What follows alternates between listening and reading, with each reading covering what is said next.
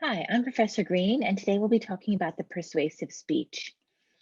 So for this speech, you're going to go ahead and select a topic that your audience could benefit from. Your job is to convince or persuade them of something. You can try to change the audience's attitudes, beliefs, or actions.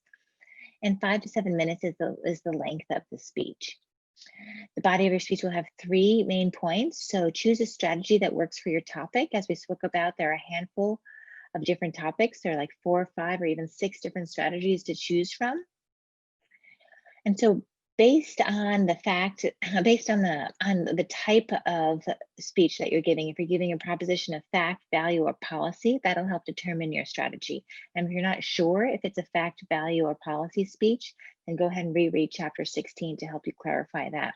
Once you have clarified that, then that'll help you decide how you're going to break down your speech. If you have a speech that is a proposition of fact or value, you're going to break it down by the problem, cause, solution.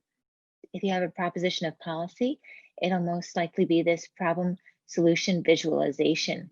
So once you've selected the main points, you include 2 subpoints for each of those main points. You need 10 references again for this speech, and you need appropriate transitions.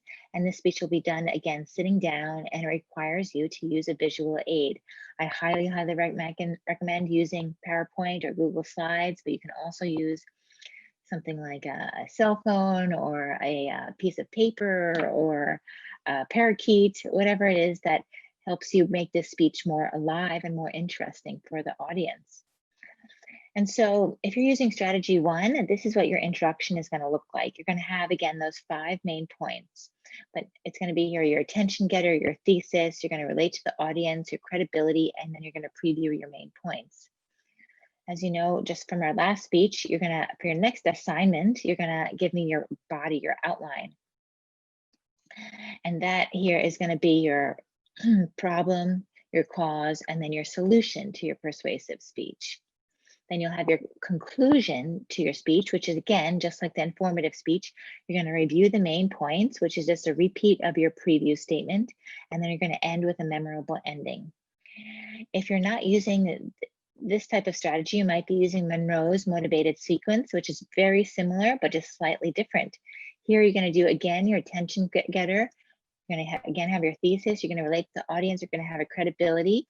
But here, you're going to preview. You're not going to mention exactly what your solution will be. Just mention that you'll be talking about a solution and that you need the element, because you need this element of surprise to be effective. As we mentioned in the book, it's useful when the audience is skeptical of your topic. Right? So you don't want to tell them right away so they don't automatically start closing their ears and shutting off their minds to listen to you. You want to slowly move into what it is that you want to persuade them about. And you would have here a transition sentence, and then you would start with some unfulfilled needs or a problem. Then you would have another transition sentence, and then a solution, and then a third transition sentence with your visualization, describing what the world will look like if your solution were implemented, and what it would look like if it was not implemented, et cetera, et cetera. And in this Monroe's motivated sequence, this is where you have that visualization. You want them to take action. You want them to go ahead and do something. You want them to sign up for a website. You want them to donate money, et cetera.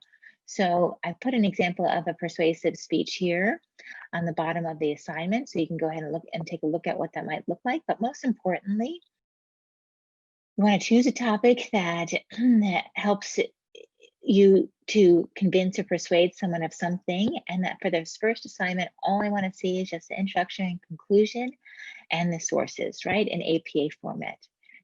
Thank you. I'm Professor Green, and I look forward to seeing your speeches.